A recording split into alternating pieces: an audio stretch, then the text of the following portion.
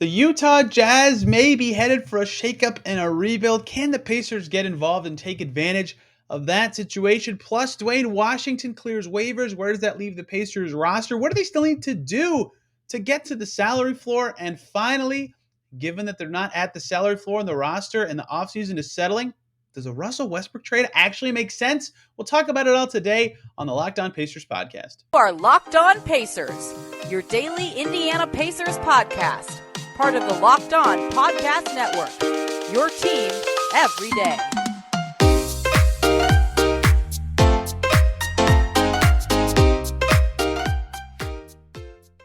Welcome in to another edition of the Locked On Pacers podcast, where we, of course, talk about the Indiana Pacers as always.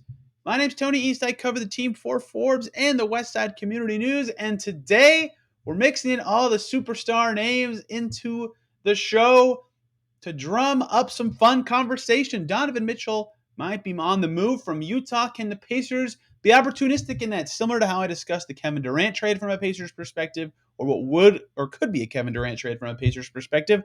Can the Pacers pounce in on anything the Jazz do and be advantageous in that? We'll talk about how that could happen. Dwayne Washington cleared waivers over the weekend. He is now eligible to re-sign with the Pacers if they want to. What does that mean for the Pacers roster? Should they re-sign him? What is their roster situation now that this Ayton stuff is all settled? And finally, at the end, I can't believe I'm about to say this, but with the way this offseason has settled and gone, with the way the Pacers cap situation has laid out, does a Russell Westbrook trade actually make sense?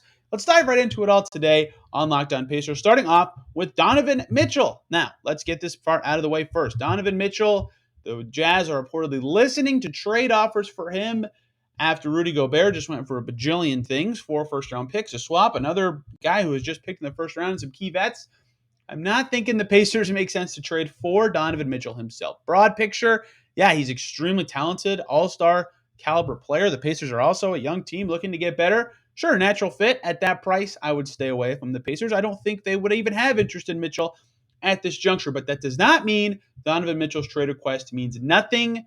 Excuse me, he didn't make a trade request. That does not mean Donovan Mitchell's trade availability means nothing for the Pacers. Like with Kevin Durant and his actual trade request that he could be on the move, I feel like the Pacers can be opportunistic in a 3-team deal because they have a ton of salary cap room to make uneven trades easier, because they are looking for young pieces to add to their team and can perhaps balance the value in a 3-team trade. Just because the Pacers are in such a fluid and flexible situation right now, I feel like they can always be of value in these bigger trades. Here's the most obvious way that can be done, is by joining in on a 3-team trade with the Knicks or whoever and Jazz and valuing one of the young players in the deal more than Utah. Let's pretend this is just an example that I came up with, and this one makes a lot of sense given the two most rumored teams being the Knicks and the Jazz in this case. Let's pretend the Jazz and Knicks agree to a deal that involves, a bunch of picks and like Obi Toppin and Emmanuel Quickly and like Deuce McBride or something going from New York to Utah.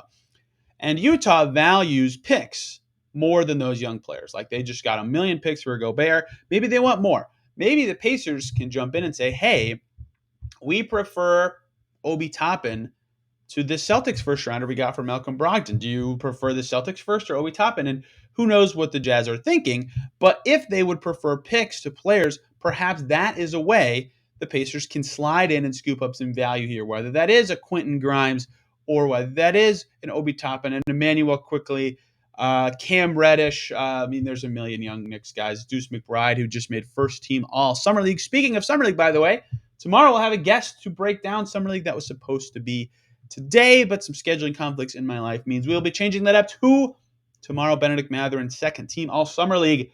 But that is the easiest and cleanest way for the Pacers to swoop in this scenario. The Pacers have these 2 extra picks now via Cleveland and Boston. If there is a trade where the Jazz say, we prefer picks to this guy, even though he's valuable, is there a team that would give us a pick to make this trade balanced in a way that we like?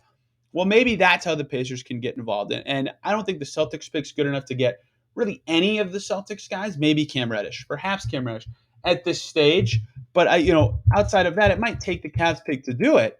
But we've seen Kevin Pritchard do things like this before, where he values the known commodity the known player value more than, he likes these young guys under contract. He values that a lot in these trade discussions, perhaps more so than picks, although we haven't really seen him with extra picks too often in his Pacers tenure.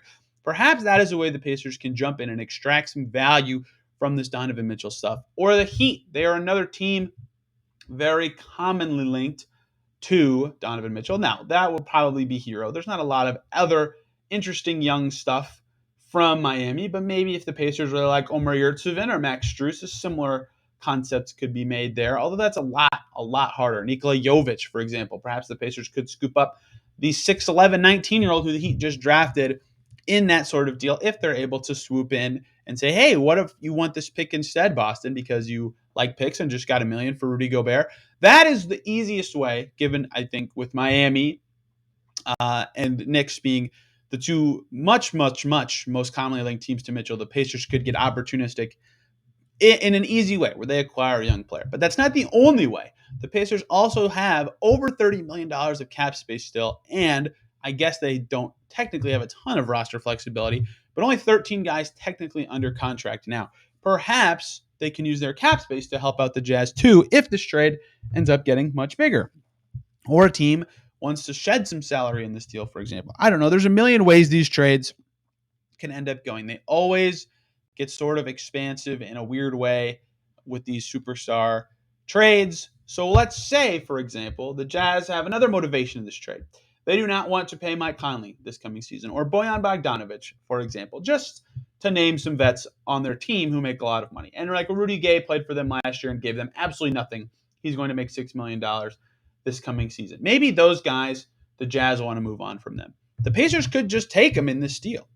They have the space to take literally anybody on the Jazz salary-wise if they wanted to. So if the Jazz want to send out like $50 million to trade one of their high-paid vets and Mitchell in the same trade, and the team receiving those guys doesn't want to take both, they just want Mitchell, the Pacers could say, okay, well, if that makes the evaluation easier in this deal, we will take the vet, but we also would like one of the things Utah's getting, or a young thing from the third team to balance the trade for everybody. So maybe it's just, Bojan comes back to the Pacers, ironically, in this trade. And then also, again, I'm just using the Knicks as an example because they've been commonly linked. I'm not suggesting this, but maybe it's Bogdanovic and Toppin go to the Pacers, Mitchell goes to the Knicks, a bunch of stuff goes from the Knicks to the Jazz, but a little less than if they didn't include Bogdanovic to shed that money. I don't know the Jazz's, I don't know what the plural of Utah's exact motivations, but if shedding money is one of them, then maybe that's a way the Pacers could get involved as well. Especially, Conley's being paid a ton given his production last year, for example.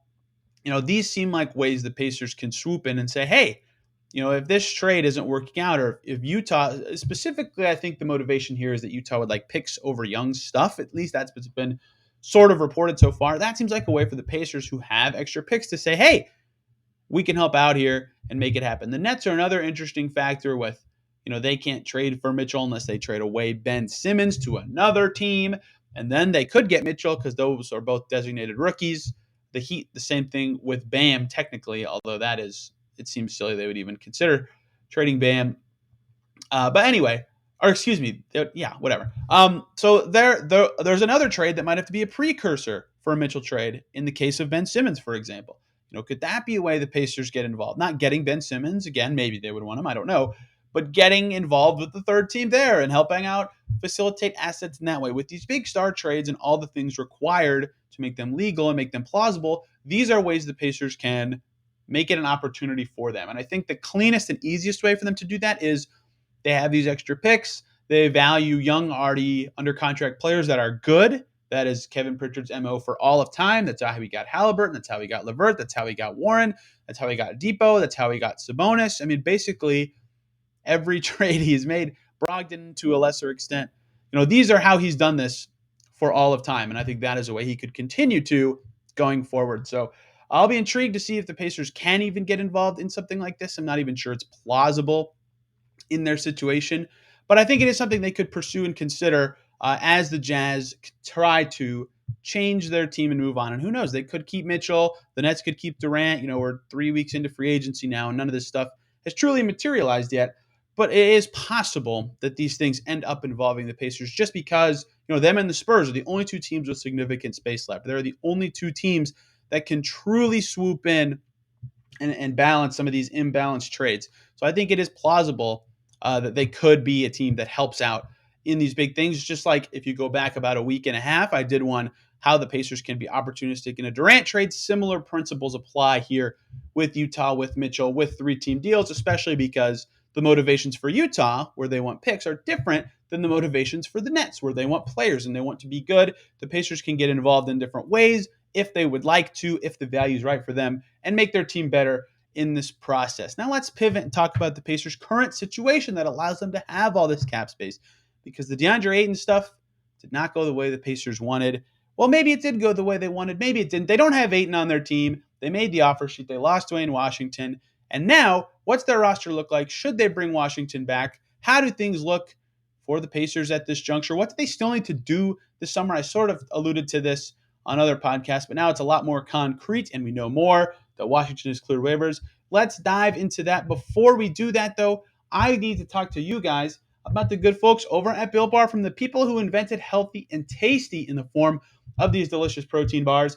Comes the newest gift to your taste buds, the Coconut Brownie Chunk Built Bar. It's their newest flavor at Built.com. Now, what is Built Bar? Why should you try it? Well, they are simply the best protein bars out there. 100% covered in chocolate, delicious, soft, easy to chew protein bars that come in an awesome flavor for everybody. I currently have some cookie dough chunk ones at my apartment, as well as I can't wait to try these new coconut ones that just came out.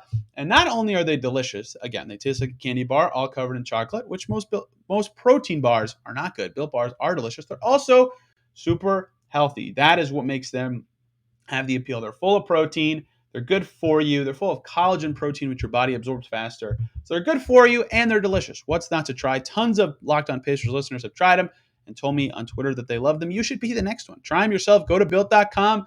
Use the promo code LOCKED15 when you check out. You'll get 15% off your order. That promo code, again, is LOCKED15 for 15% off at Built.com. Thank you, as always, for making Locked On Pacers your first listen today and every single day for your second listen. Hey, I'm going to plug some NFL stuff here, because over at Locked On NFL, they are breaking down the 50 most valuable players in the NFL. Will any Colts players be in there? I don't know. Available starting today, actually yesterday, July 18th, on Locked On NFL, top 50 players in the league, wherever you get podcasts and on YouTube. Let's jump back to the NBA, though, because this is a basketball podcast, and the Pacers specifically.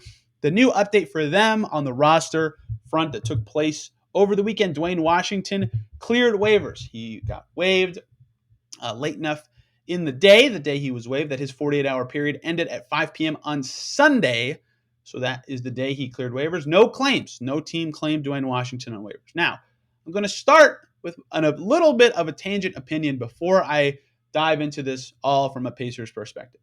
I'm seeing a lot of opinions that say something to the effect of Dwayne Washington was just bad in Summer League. Why would the Pacers want him back? This makes sense why they cut him. He was bad in Summer League. There's a recent Summer League. Okay, I hear that. He was not good in Summer League. I'm not going to argue with that part. I am going to say, why does the most recent Summer League matter so much in his evaluation when he was great in Summer League last year and he was a good NBA player on the offensive side of the ball as a rookie? His defense, certainly very warty. There's a reason he's a minimum contract guy. He was also 12th in rookies in scoring in points per game, at least of ones who played over half of the season in terms of games. And again, was good in the last Summer League. So why does this Summer League matter more than last year? Why does his NBA season he already had not matter?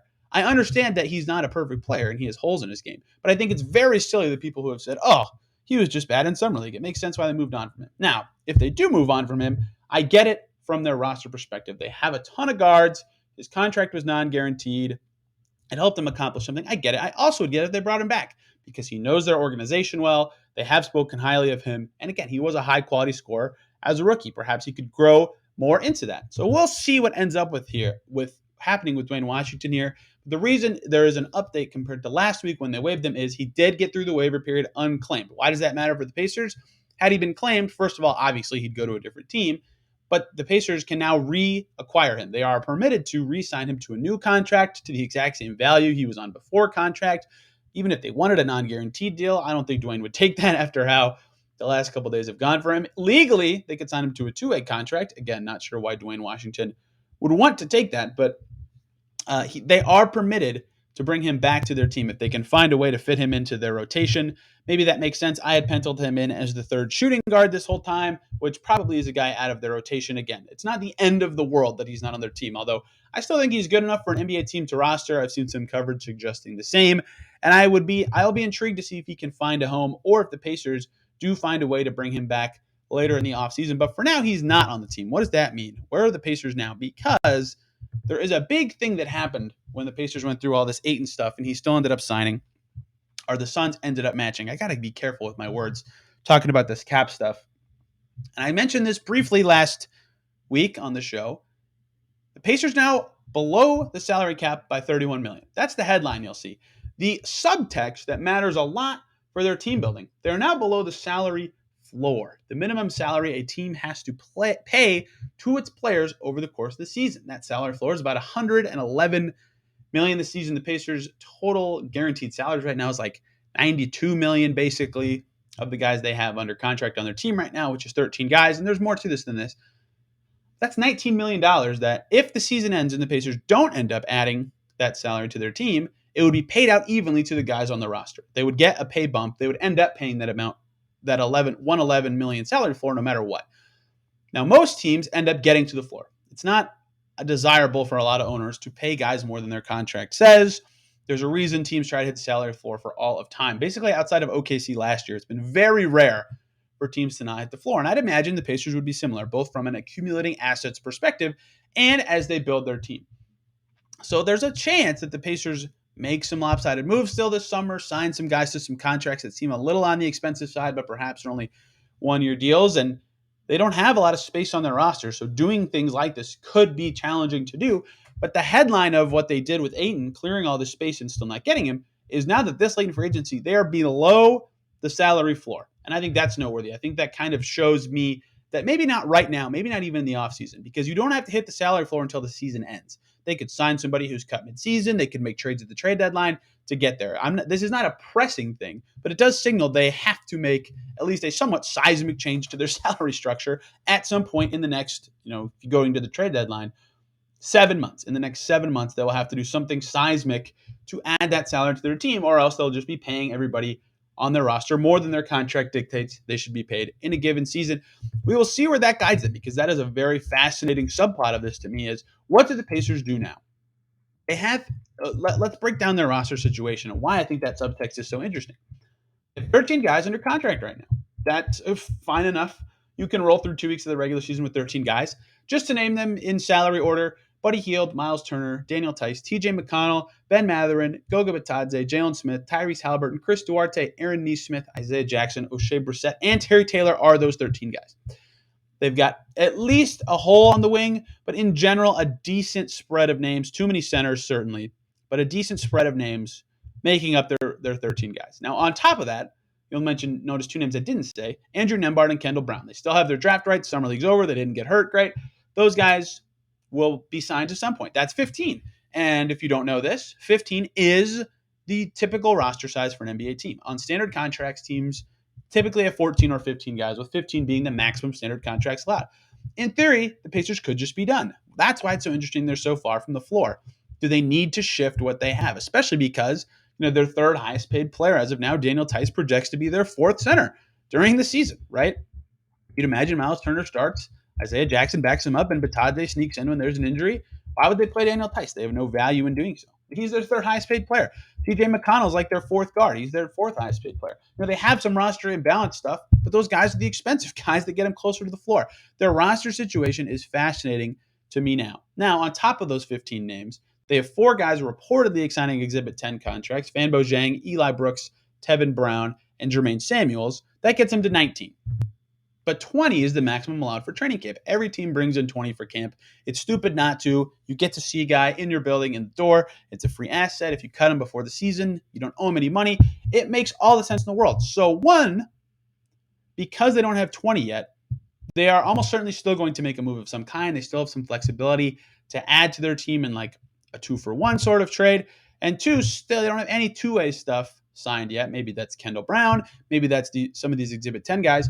All of this to say, all of this very long rant about the salary floor, their current situation being under 20 guys, No two ways yet. They have flexibility to do 2-for-1 trades. I think they're going to do something interesting still this offseason. Maybe they don't. Maybe they just sign another guy to a two-way, roll into camp with their current 20, and try to find the way to add money during the season or around the trade deadline and get assets that way. That's a smart play. That could be a smart play. And at the deadline, when teams are either trying to get under the tax and they're desperate to shed money, or there's a superstar trade that's really hard to handle without a cap space team, they become valuable as one of the few teams with that space. And they can perhaps get assets then. There isn't necessarily a best time to use it. It's just what they determine the best value to be. But moves, in theory, still need to come for this team and this roster, given how it's set up and given the new numbers and the parameters surrounding team building with this team. So that was a very long rant to say something could still be coming and something big. And that is my segue into saying, I can't believe this, but a Russell Westbrook trade makes a little more sense now than it ever has this offseason for the Pacers. In fact, it kind of makes a lot more sense. And I want to talk about why, and if the Pacers do that, what their goal should be, which is timely because Chris Haynes just put out a report about the Lakers saying maybe these guys are all tight in kumbaya, but maybe not. We'll see. Let's talk about what a Pacers Russell Westbrook trade in theory could look like.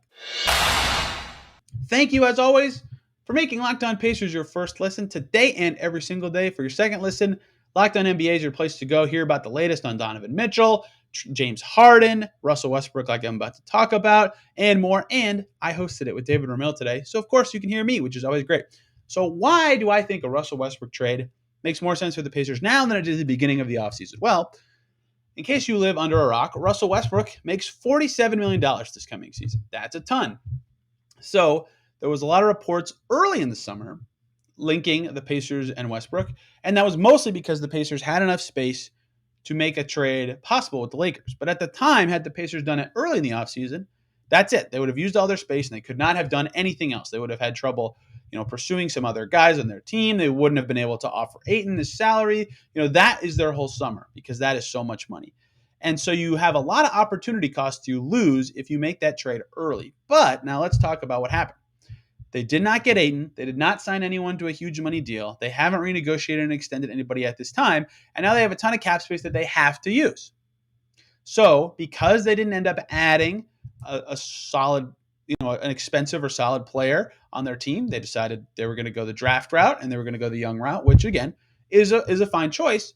And because they didn't land anybody expensive, and because Westbrook hasn't been traded someone else, and because there's no cap space teams besides San Antonio left, the Lakers are in a spot where, well, first of all, the Pacers are in a spot where they need to add salary, and getting Westbrook in could do that. The Lakers are more desperate now if they wanted to trade him because they're lower on options. A lot has fallen in the way, in a certain way, that this is more plausible now than it was even 3 weeks ago. Now, I'm still not saying it makes sense for the Pacers unless the assets are right. But something I have talked about a lot on this podcast and written about is salary dumps make sense for the Pacers. They haven't done one yet, but now that all the good free agents, essentially except for Colin Sexton, are off the board, that is the next best way for the Pacers to accumulate assets. And because they are basically out of options and ways to use their money, unless they wait till the trade deadline or someone else becomes available, a Russell Westbrook trade makes a little bit more sense for the Pacers now. So the mechanics of it are fascinating, and the reasoning behind it making more sense is interesting to me because the Lakers are $16 million over the tax, and the Pacers are $31 million away from the cap. These two factors in tandem will matter a lot, but the big number to note there is the Pacers are $31 million under the cap, really closer to 32 than 31. So what matters here is, normally in a trade, the salaries have to match. They have to be within about 125% of each other, one way or the other, to make it possible. And in that situation, the Lakers would have to take back a ton of money to trade away Westbrook. They would still have to. Oh, I just typed the wrong formula into my Excel as I'm talking. They would have to get back, take back a bunch of money to do this trade. To be specific, $37.6 million. And then they'd still be over the tax, and they'd still have expensive stuff on their team that may not fit. But if they trade with the Pacers have cap space to take Russell Westbrook into space, which means that they only have to, in theory, send out $15.2 million, about $15 million. It could be a little less than that. And only sending out $15 million if you're the Pacers, one, that helps the Lakers cut their money by a ton. But two, it could also swing the balance of what sort of assets are moved in a trade. And it's very easy for the Pacers to cobble together $15 million in salary. if Buddy Hield is in the trade, basically it's automatically legal from a Pacers perspective. If Miles Turner is in the trade, same deal. It's basically automatically legal. So it's very easy to get this trade together. That's not to say the Pacers should be throwing these guys at Russell Westbrook. Russell Westbrook is a negative salary player who was not a helpful impact on winning for the Lakers last season. 2 years ago he was. Last year he wasn't. It's really hard to find a value for him, especially because he makes $47 million and the Lakers are over the tax. For example, if the Lakers would like to shed a bunch of money and duck under the tax in a trade with the Pacers of Russell Westbrook, they could do that. But in that case, they probably can't take back Buddy Hield plus, other interesting stuff. They would probably be taking back like Daniel Tice and TJ McConnell or something like that. And in that case, if they're shedding that much money, they're going to have to give up assets, a lot of them, for the Pacers to take that on. Maybe that's 2 first-round picks that are protected. Maybe that's 1 first and Taylor Horton-Tucker. I don't know. But that is one angle this could go. And so there's a lot of ways that this could look because every salary on the Pacers fits into that trade parameters. The Lakers formerly had interest in Buddy Hield. They almost traded for him to the point that it got reported. There are a lot of mechanics that make this interesting. So I'm not going to just throw out fake trades and just say, yeah, this could make sense or this could make sense. I think that the Lakers' motivations of getting off of Westbrook are in theory strong, although Chris Haynes reports that, maybe Russ and AD and LeBron are all on the same page today. So maybe that is not true anymore. But it seems like even in his report, he did say, maybe the Lakers and Russ would still split up. He did just fire his agent. So thing one, the Lakers may still want to get off of Russell Westbrook. Thing two, they might want to duck the tax, which is possible if a team takes him into enough space. Thing three, the Pacers have no reason to do this. They don't have to help the Lakers unless they get compensated with assets that make sense. Thing four, the Lakers have had interest in Buddy Hield before. And thing five, the Pacers are in asset accumulation mode. That is all the things that I think should be factored into thinking of this trade. For example, if you're the Pacers, to me, goal number one, no matter what, is can you get an unprotected first-round pick? A completely unprotected pick. Doesn't matter if it's 2029 or 2027 to me necessarily as the fake GM in this instance, but I would go into negotiations and say, if there's a way I can get an unprotected first-round pick, I would like to do that. Now, giving up Miles Turner and getting Russell Westbrook in an unprotected first, maybe not worth it. Maybe not worth it because Miles Turner has positive value. But if it's Buddy Hield or if it's some other low-level assets in your organization and you can get an unprotected first, I think you have to think about it at this stage of the offseason for the Pacers. They then have 3 extra first-round picks in future seasons. That seems appealing, especially if one is unprotected. Question 2 as my goals if I'm the Pacers. Can I get 2 first-round picks from the Lakers? That's the most they can give up. 2027 and 2029, I think, are the only 2 tradable firsts for the Lakers. I've heard that a million times. I've always assumed that to be the case. I don't have their pick situation in front of me, but assuming that everybody else for all the offseason has been right, is there any way the Pacers could get 2 first-round picks from the Lakers? Now, let me talk about this in a strange perspective for a second, but think about it this way. Let's pretend 2 of the salaries sent to the Lakers in this trade are Goga Bitadze and Aaron Nesmith, who get you to about $8.5 million themselves. If those 2 guys, if it's Nesmith and Goga and Tice, could you get 2 firsts from the Lakers? 1 first for taking Russell Westbrook and 1 first for saying, here is Nesmith and Bitadze, 2 former top 20 picks. Do they have that kind of value and weight? I doubt it. I really doubt it.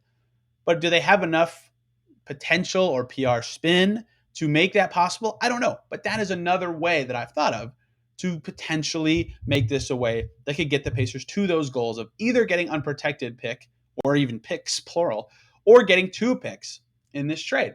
And I think that is something the Pacers have to consider. Tice plus McConnell is legal. Buddy is legal in any capacity. If Miles Turner's in the trade, you almost have to get an unprotected first, maybe more from the Lakers. Now, Taylor Horton-Tucker is also on the Lakers. He is 21 years old and has shown some nice potential.